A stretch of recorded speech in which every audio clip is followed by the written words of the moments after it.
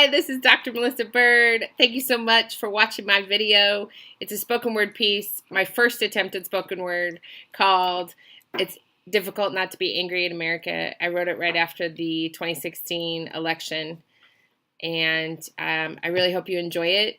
You can find out more about me and the work that I do at birdgirlindustries.com, or you can follow me on Twitter, Instagram, and Facebook by going to @birdgirl1001.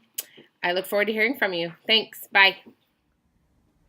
Anger and I, we go together like bourbon and Marlboro Reds, hookers and short skirts, poodles and fluff, fast cars and faster women.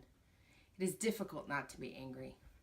Anger is a sweet, seductive temptress who wraps her legs around my waist, runs her fingers through my hair, and whispers gorgeous tauntings of things that I could get away with if we lived in a lawless frontier. There is a wrath that grows deep inside of me when I think of injustice. When children are in harm's way, when women vilify men, when mothers treat their children like shit. Sometimes I visualize my anger twining itself around my hand like ivy, wrapping and winding its way through my fingers.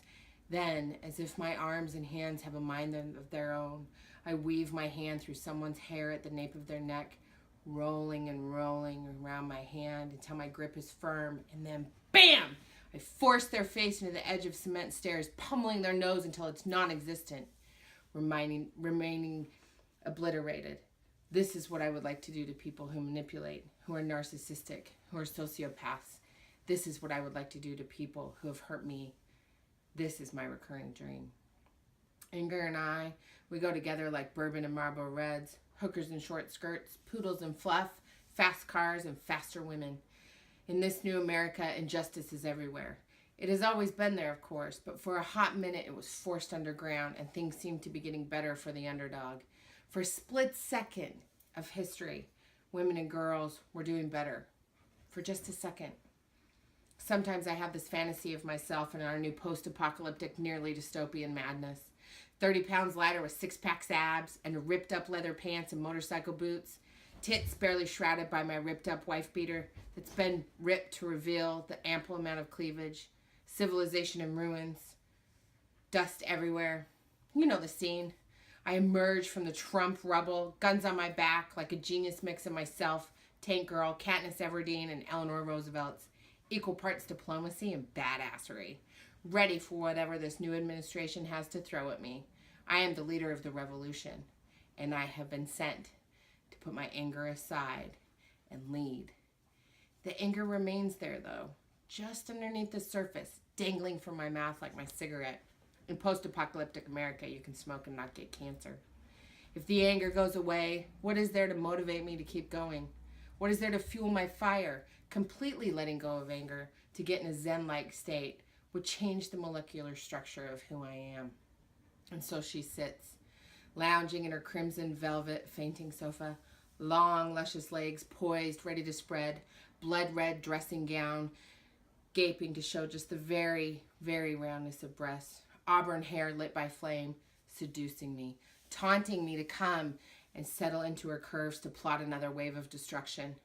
But now I see her, and she does not run ramshot over my emotions.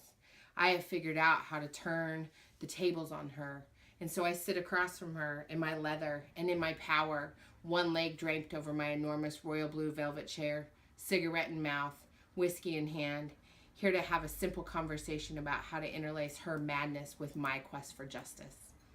Anger and I, we go together like bourbon and Marlboro Reds, hookers and short skirts, poodles and fluff, fast cars and faster women. I do not lay awake at night and worry. To do so would be my undoing. It would unravel my sanity and leave me holding myself in the corner, unable to extricate myself from the bonds of my curled up body. Instead, I plot and plan. I build up my base. I train the next generation of activists and leaders. I blog, I tweet, I Facebook, I educate and inform. I stretch my wings and seduce others with the beauty of a world made new through justice. The journey we are on is only perilous if we allow our anger to drive our actions. But she must remain there, coyly seducing at the very edges of our drive so that we do not sit idly by watching the boob tube waiting to be told what to do next. I do not believe that the world my children will be living in will be nothing but revel, for to think in such a way causes overwhelm and perilous sadness. Instead, I wrap myself in a shroud of the phoenix, mixed with a heavy dose of deep breathing and good food, laughter and sex, joy and fresh cut grass. I sit surrounded by the grace of the world, eliminate all thoughts of current political administration, and dream of the moment when I shall infiltrate its membrane. The badass diplomat, rising from the ashes of her own torment to seize the power and authority of the political machine. The fuel of my anger knows no limits. It will change the family court system. It will completely reshape the way women access abortion and birth control. It will give young people a voice in all levels of government. It will tear down the patriarchy and give rise to the matriarchy. It will leave us so tuned in and turned on that we will have no choice but to get up from our chairs, kiss our anger so tenderly on the forehead, give her a smack on the ass for good measure, reach into the air and grab Grace by the hand and saddle up. With Grace securely in our hearts, souls, and minds, there is nothing we can't accomplish.